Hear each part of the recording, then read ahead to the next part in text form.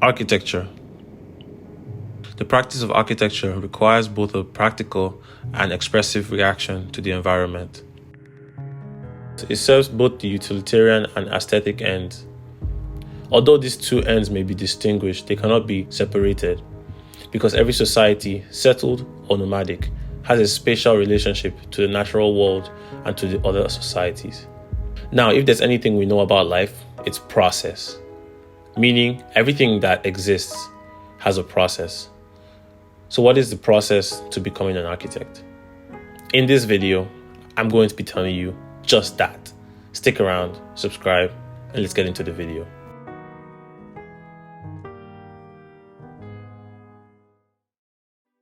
In this video, I'm going to be sharing with you guys everything you need to know about architecture. And when I say architecture, I'm going to be talking about everything you need to know about the work. At least I'm going to try and explain it, because it's impossible for me to tell you everything, just because I'm not yet like at that level yet. I only have a few years of experience under my belt. Anyways, in this video, it's going to be comprising of the school of architecture first of all, and then we're going to move on to the time management part of architecture, and then we're going to slide on to the career and job search and how much architects actually make.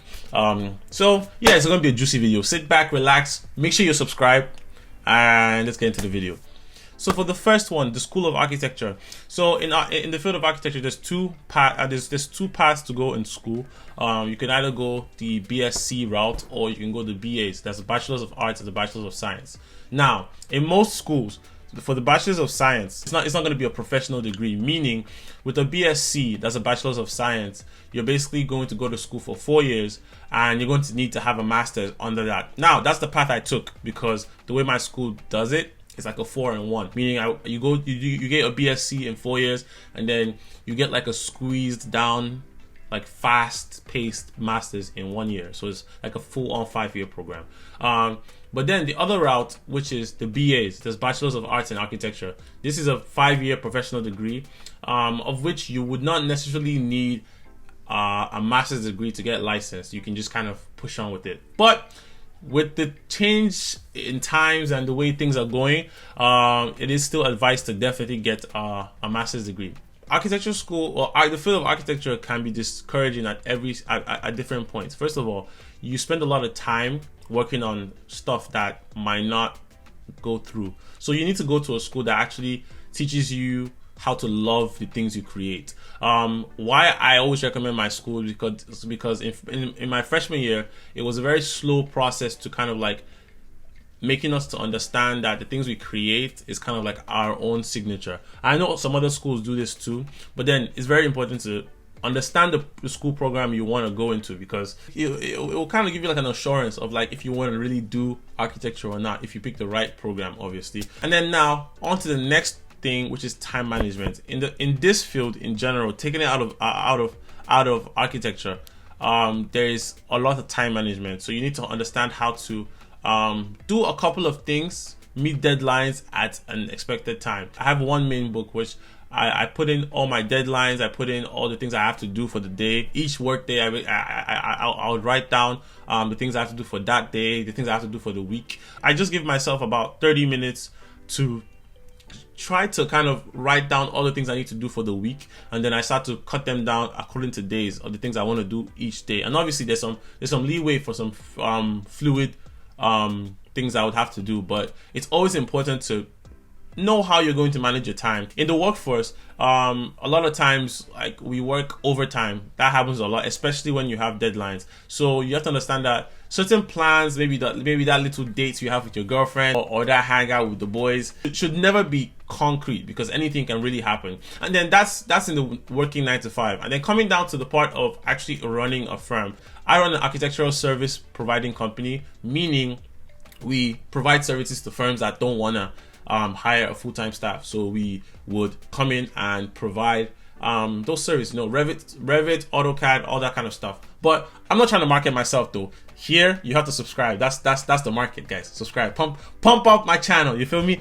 But anyways, when it comes to business, in the architectural field, that's also another thing, because sometimes clients, especially when you're working with firms, the time they would want to reach out to you would most likely be in the nighttime, because their regular firm hours would be 9 to 5, and then the time they would have to delegate work to you will probably be like maybe 6 or sometimes 9 p.m., 10 p.m. So you're gonna see yourself working late a lot of times. So it's really no sleep gang. You feel me? Because this is a very fast-paced field. Most firms like to hire people that already understand the nature of the work that you're doing. So it's always advised to, obviously, while you're in school, take time to do certain internships, take time to actually perfect your skills, so that when you start to job search, it won't be as hard. In another video, if you guys actually want, I'll share with you guys my portfolio, my resume, and talk about my experience with finding jobs in Boston here as an international too. I will also talk about that, because obviously I know some people on my channel are not from here, or might be international students from here, coming here and want to have that resource too. So yeah. Another thing is architecture in school is different from architecture work, like your actual career.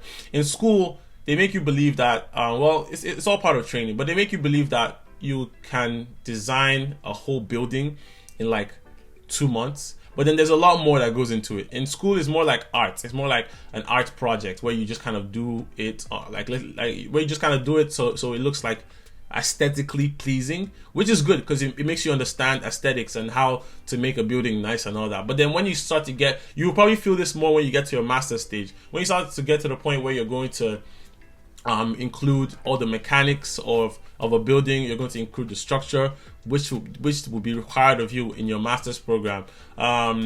You start to understand that, yeah, this is not really what they're showing. In a work setting, a project typically goes from 1 to 2 years, and you might find yourself doing a certain piece of the project for like weeks and months. Like personally, when I got my first internship, I remember I was put to draw elevations of a bathroom in the building. And when I talk about it now, when I think about it now, it's funny, because all you're drawing are elevations, and these elevations, they change obviously as the building design changes. Sometimes there's nothing that changes, and then you can pick up other red lines. But most of the time, in a real work life setting, you would be picking up red lines, most likely handling some elevations, making some little changes here and there. But there's never any time when you're going to actually design a whole building in like that short amount of time, because it's a process. There's a whole process to design, there's a whole process to construction, and there's a whole process to handing over. Salary expectations.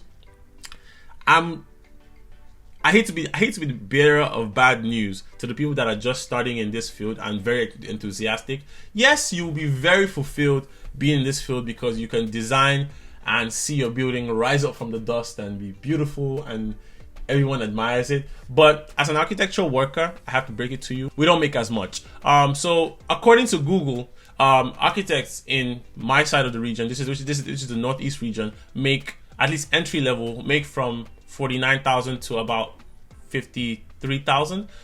If you're lucky, you can probably get a firm that's willing to pay you as a starter 60,000. Now, this only happens when you're below 5 years of experience. Yes, 5 years is crazy, because your mates in the computer science field, in the computer engineering, all them biomedical students are cashing out 80Ks, 90Ks, and I still don't understand that, but that's a video for another day. But you have to understand that this field is a very growing field. You need to, apart from being an architect or having an architectural degree, having an architectural master's, I believe this is a field that you need to add on a lot more things. That's why you see a lot of architects going into UX design, a lot of architects go into graphic design, a lot of architects even go into the tech part of things, or they just move into business and run their own firm. So typically, average salary for like an entry level architect is about $56,000, which to some people might be okay, but with the rise of expenses in the US, that's not too much. When you have a lot more experience under your belt and you have more of a rep to the job market, then you can start to see salaries in the 6 figures and 7 figure range as well. Yeah, and then obviously where the main money is, like I always like talk about with my friends, run your own firm. And what I mean, that's with anything though. You can't really make as much money as you want if you're not running what you're doing. So anyways guys, hope this video was helpful and hope it answered some of your questions. I know I've been very inconsistent, but I'll explain to you guys why. I'm going to be making a live update video soon. But once again, hope you guys enjoyed this video. I remain Benedict Easy, aka Penny Mannequin, coming to you live from the Mannequin Studio, and you have a nice day.